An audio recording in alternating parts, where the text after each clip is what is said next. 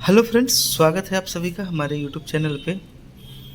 इस वीडियो में ये जो एस देख रहे हैं आप, कॉम्बो बोर्ड का या अलग से भी एस हो सकता है।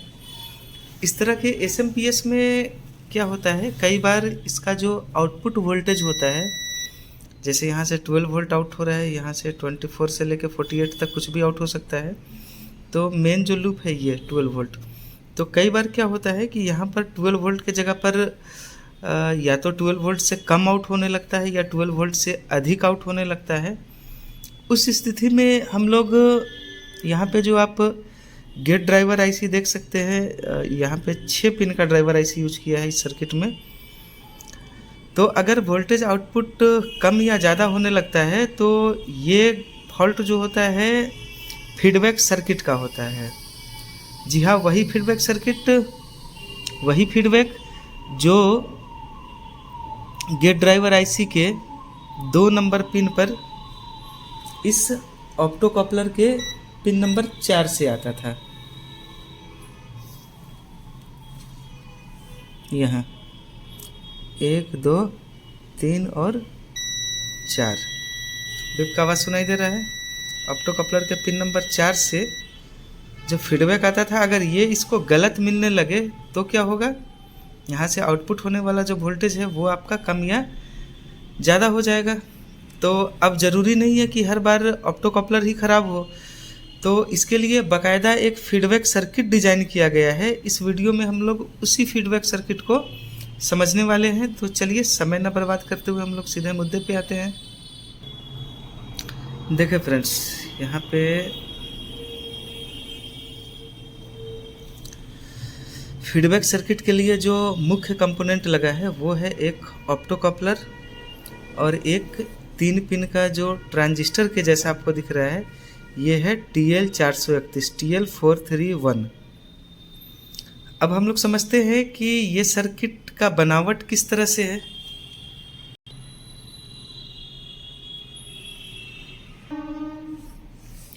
तो देखिए, ऑप्टो कपलर का यहाँ 1 नंबर पिन है, यहाँ पे मार्क बना होगा।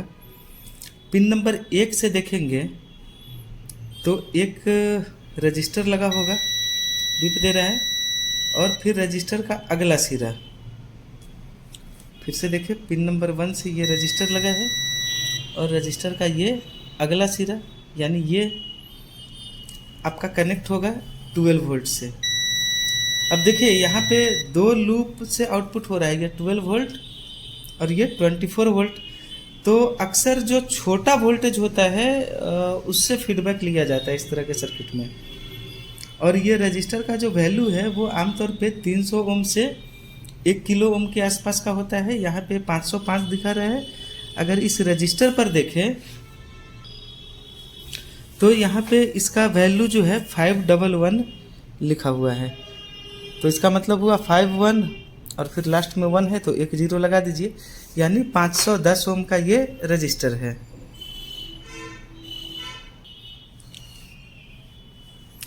अब देखें फ्रेंड्स, तो 1 नंबर पिन का कनेक्शन समझ में आ गया। अगला सिरा 12 वोल्ट से है। बहुत केस में आप ध्यान देंगे तो अगला सिरा जो 12 वोल्ट से होता है, कई बार वो ट्रैक यहाँ 12 वोल्ट के लाइन पे जो कैपेसिटर लगा होता है यहाँ से निकल के जाता है। और कई लोग क्या करते हैं कि जब ये कैपेसिटर बदलते हैं तो इसका प्रिंट ख़राब कर देते हैं निकालते समय, जिसके कारण क्या होता है, कैपेसिटर से जाने वाला जो ट्रैक है, रजिस्टर पे जो ट्रैक जा रहा है ये 12 वोल्ट कैपेसिटर से, वो ट्रैक ओपन हो जाता है जड़ से ही।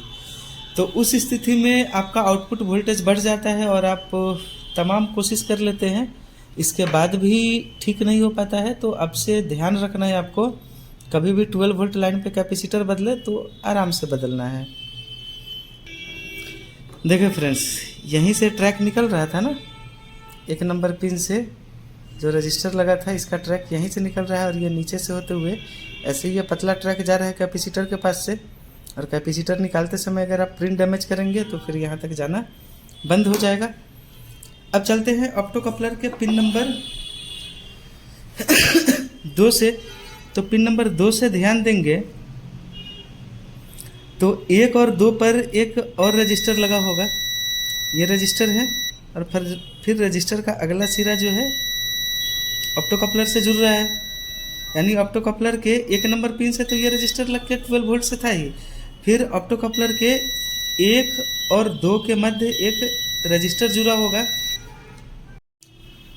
आमतौर पे ये जो रजिस्टर का वैल्यू होगा 1 और 2 के बीच जो जुड़ा हुआ है वो 2.7 किलो के आसपास होगा। हालांकि ये ख़राब नहीं होता है, लेकिन अगर कभी डैमेज हो तो चेंज किया जा सकता है, कोई दिक्कत नहीं है।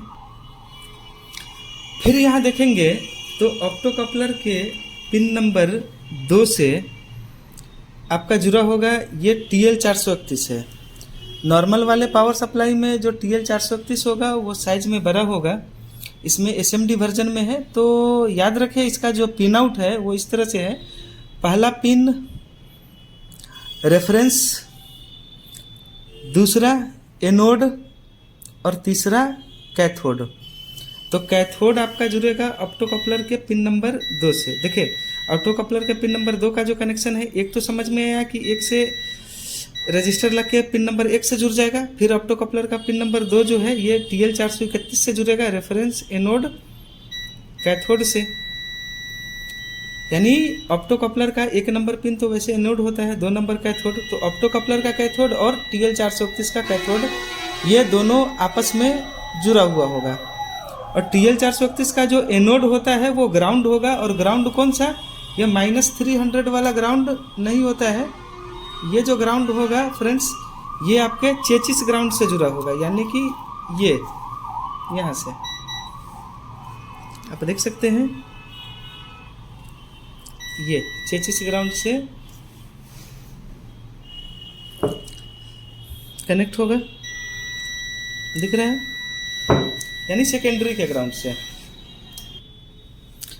अब TL431 का जो पिन नंबर 1 है फ्रेंड्स, यानी रेफरेंस पिन, इससे देखेंगे तो 2 रजिस्टर लगा होगा, 2 तरफ रजिस्टर लगा होगा। एक लगा होगा आपका 12 वोल्ट के तरफ यहाँ पे, क्योंकि 12 वोल्ट से ही फीडबैक लिया जा रहा है, और दूसरा जो रजिस्टर लगा होगा वो ग्राउंड के तरफ। और इन्हीं रजिस्टर के कारण इसका आउटपुट वोल्ट सेट होता है, निर्भर करता है। अगर इन रजिस्टर के वैल्यू में आप चेंजिंग करेंगे तो आउटपुट वोल्टेज आपका कम या ज़्यादा हो सकता है। इसके लिए बाकायदा एक फार्मूला होता है, अगर आप कहें तो इस फार्मूले पे भी डिटेल वीडियो बनाया जा सकता है। तो देखिए फ्रेंड्स, यहाँ पे TL431 का जो रेफरेंस पिन है, इससे अगर हम लोग चेक करें तो रेफरेंस पिन से एक, ये देखिए 1 2 3 रजिस्टर यहाँ लाइन से लगा हुआ है, तो एक दूसरे नंबर वाला रजिस्टर जुड़ रहा है नीचे वाला सिरा, और एक पहले नंबर का रजिस्टर जो है वो जुड़ रहा है, यानी एक ये रजिस्टर जुड़ रहा है और एक ये रजिस्टर जुड़ रहा है, कुछ इस तरह से। यानी रेफरेंस पिन से एक ये रजिस्टर जुड़ रहा है और एक ये ऊपर वाला, ठीक है। अब देखिए इस रजिस्टर का अगला सिरा शायद चेचिस से बीप देगा, ग्राउंड से, आउटपुट के ग्राउंड से,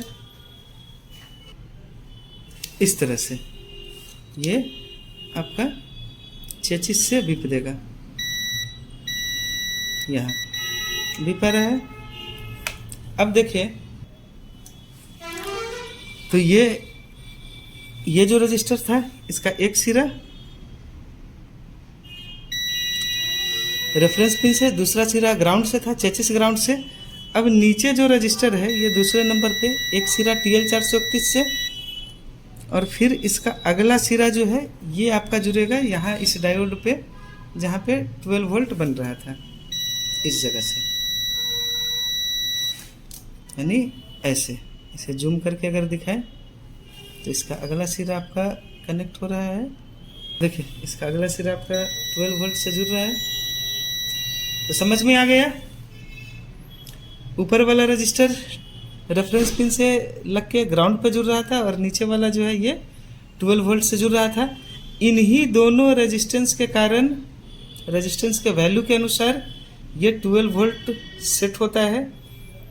अगर इसका वैल्यू चेंज करेंगे तो 12 वोल्ट आपका कम या ज़्यादा हो जाएगा। फिर देखेंगे फ्रेंड्स, तो ये जो आप रेफरेंस पिन देख रहे हैं, रेफरेंस पिन और कैथोड पिन, ये तीसरा हो गया कैथोड पिन। इन दोनों पिन के मध्य एक पीएफ लगाया जाता है और एक रजिस्टर और पीएफ लगा के एक और वायरिंग होता है। मतलब इसको समझे तो रेफरेंस पिन से देख रहे हैं तो यहाँ पे ये पीएफ बीप दे रहा है और पीएफ का अगला सिरा आपका कैथोड से जुड़ा हुआ है। तो एक तो रेफरेंस और कैथोड के मध्य पीएफ है और दूसरा देखेंगे तो रेफरेंस से यहाँ पे एक रजिस्टर लगा है ये, और फिर रजिस्टर के आगे वाला हिस्सा पे देखेंगे तो ये ग्राउंड नहीं है, नहीं चेचिस है, नहीं कोई और कहीं से बीप आएगा। तो रेफरेंस से एक रजिस्टर लगा, लगभग 1 किलो के आसपास का रजिस्टर रहता है। इसके बाद फिर ये जा रहा है यहाँ पीएफ में और पीएफ का जो अगला सिरा है वो कैथोड से जुड़ा रहता है। तो ये चीज़ समझना होता है फ्रेंड्स आपको।